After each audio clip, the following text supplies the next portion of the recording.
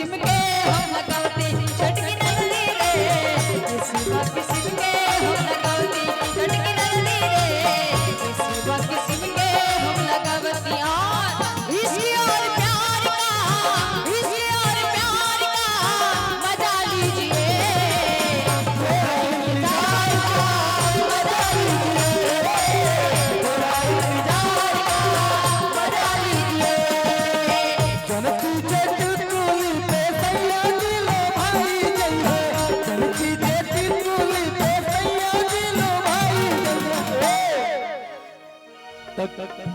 किस्म किस्म के हम लगाती छटकी नंदी रे किस्म के हम लगावती छटकी नंदी रे किस्म के हम लगा लेकिन हेलो बड़ा ही सुंदर सा आशीर्वाद हमारे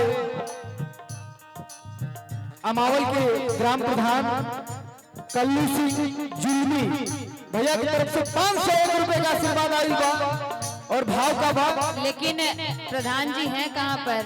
प्रधान जी गलती होता नु क्या बात है इतना पीछे कहाँ बैठल हुआ एकदम एक आदमी के मिला तो एक आदमी के मिलते नहीं। लेकिन प्रधान जी क्या चलना पड़ेगा या प्रधान जी आएंगे? प्रधान जी आएंगे। प्रधान जी आइए यहाँ बैठ के आनंद लीजिए। जाला मोर धान हो जियरा चरेला चल चल हो चालू मोर धान हो मिलके जब जाला मोर धान हो जियरा चरेला चल चल हो हौसला नवान हो हर जाग जाए हौसला नवान हो हर जाग जाए जा हमरो राधा जी हमारे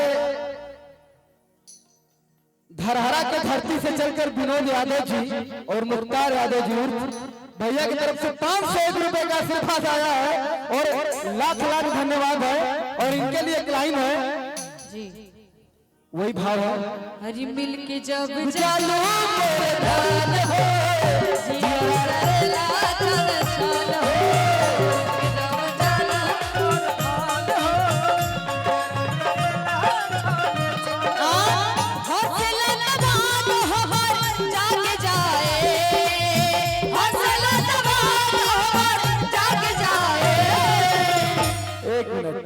बड़े भैया पनारू सिंह मुर्गी फार्म अमावल से भैया की तरफ से 51 रुपए का आशीर्वाद है और भाव का भाव कि जा हमरे उमर हो जा हमरे उमर जा हमरे उमर तोहरा चला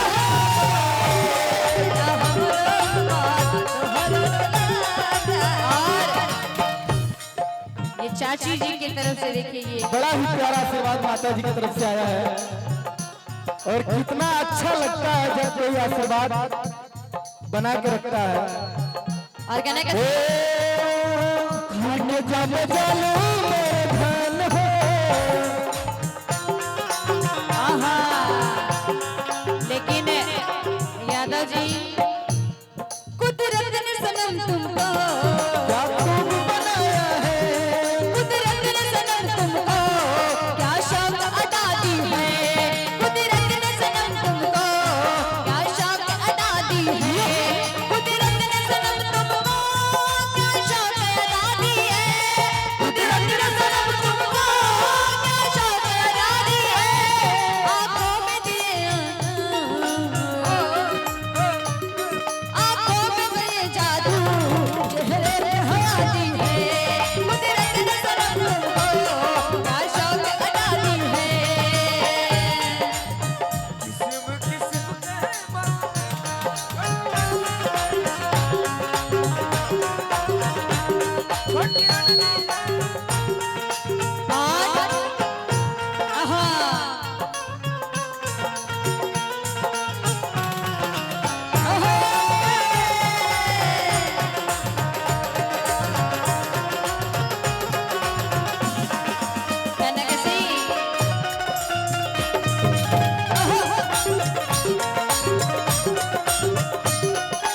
और कहना कैसी खन खन चूड़ी कंगना हाथे काना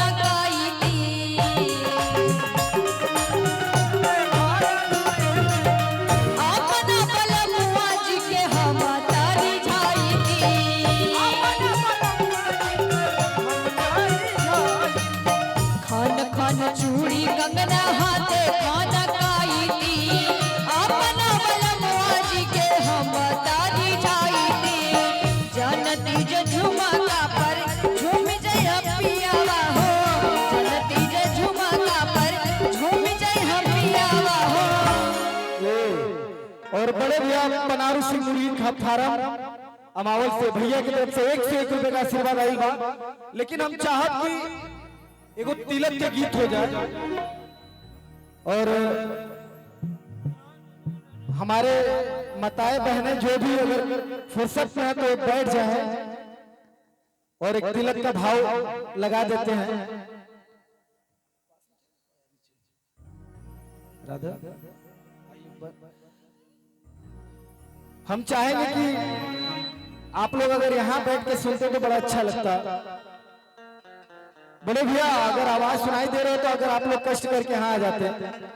एक तिलक का गीत अपने अविनाश भैया के लिए सुना रहा हूँ और हमारे बड़े भैया अविनाश भैया भी आ चुके हैं और सुरेंद्र भैया का पता नहीं चल रहा है और पनारू सिंह मुर्गी फार्म वाले बड़े भैया की तरफ से ढेर सारा आशीर्वाद आइल बा और हमारे धरहरा के प्रधान प्रत्याशी विनोद यादव मुख्तार यादव जी की तरफ से भी बहुत सारा आशीर्वाद आइल बा। और हम चाहेंगे कि हमारे दुल्हे राजा अविनाश भैया भी थोड़ा सा ध्यान दें इधर। एक तिलक का भाव लगाते हैं इनके लिए कि बबुआ के चमक चमक के लीला जो तिलक चढ़ल।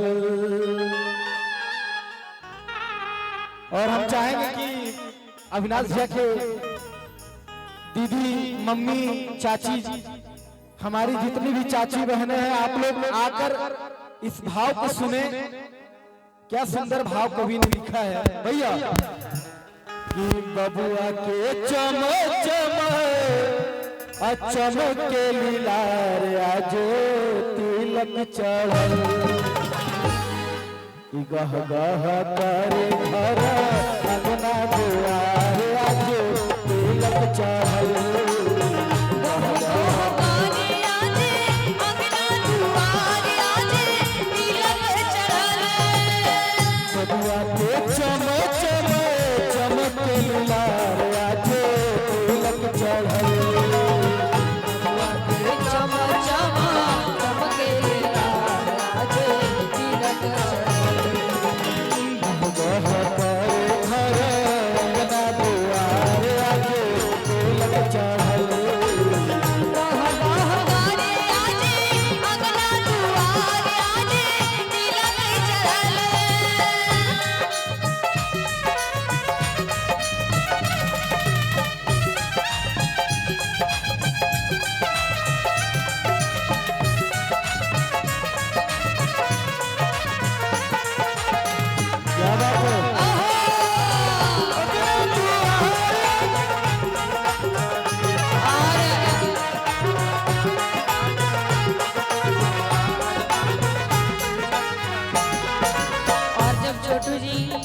जब तिलक का गीत हो तो दूल्हे राजा के बड़े पिताजी और दूल्हे राजा जी और उनके जीजा जी फूफा जी जितने भी लोग आए होंगे कम से कम तिलक में मंगलिक गीत पे अपना आशीर्वाद प्यार देंगे दूल्हे राजा के बड़े पिताजी।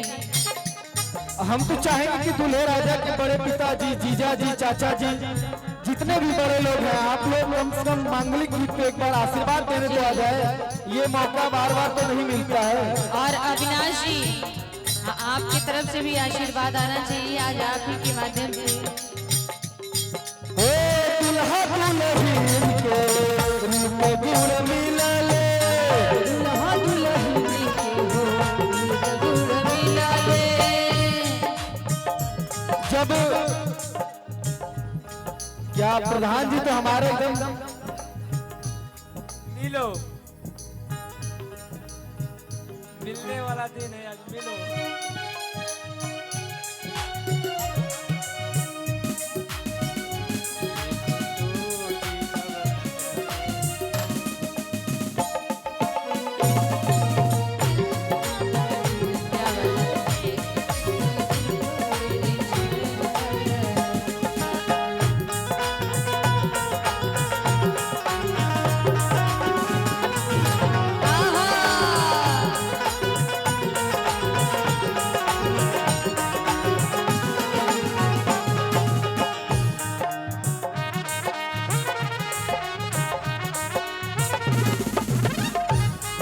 राधा जी तब तक आप कुछ बोलिए। क्या बात है। और बड़ा ही सुंदर सा आशीर्वाद हमारे धरारा ग्राम प्रधान प्रत्याशी विनोद यादव उर्फ मुख्तार यादव जी की तरफ से 251 रुपए का आशीर्वाद आया है। क्या बात है।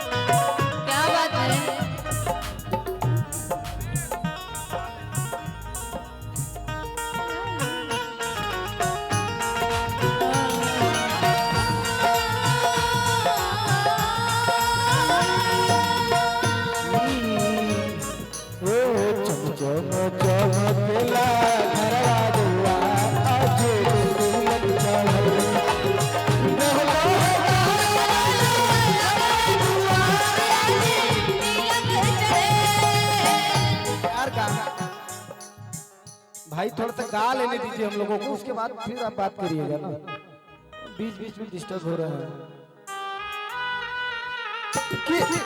हेलो भैया आप आराम से बैठिए, आप चिंता मत करिए। कि दुल्हा दुल्हन के रूप गुण मिलल, दुल्हा दुल्हन के जुड़ मिलले, सिया जी के राम जैसे पतिदेव मिलल, सिया जी के राम जैसे पतिदेव मिलले। जब पंडित जी लोग बैठ के 36 गुण मिलावे ले, तब 36 के 36 गुण मिल जाला। अब भाव में का बात, तबे फूल खिल जाला। दुल्हा दुल्हन के रूप गुण मिलल, सिया जी के राम जैसे पतिदेव मिलल,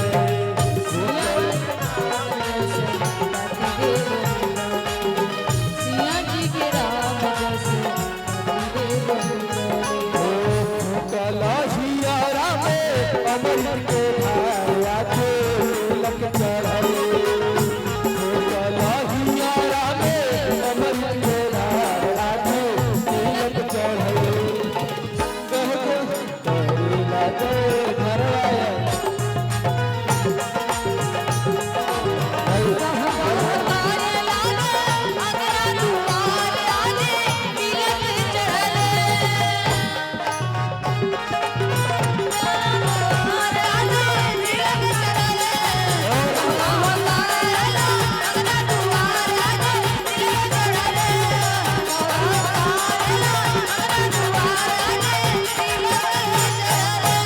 और बड़े भैया तनारू सिंह मुर्गी फार्म वाले भैया की तरफ से 51 रुपए का आशीर्वाद आइल बा।